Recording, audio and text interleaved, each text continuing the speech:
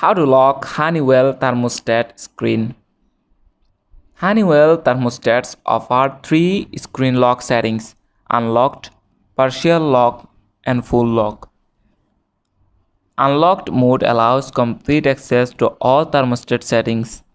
Partial lock mode restricts adjustment to only temperature set points.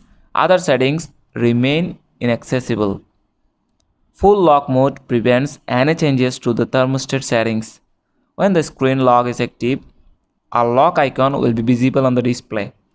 To change the lock setting, press menu on the thermostat and use the plus or minus button to navigate to lock.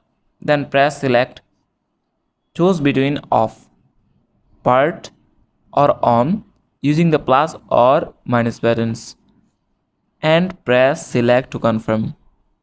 To unlock the thermostat, press the center button and enter the default password 1234. Adjust each digit using the plus or minus buttons and press select after each to move to the next digit. Press back to re-enter the code if needed and press select to finalize the process. That's it. Thanks for watching the video.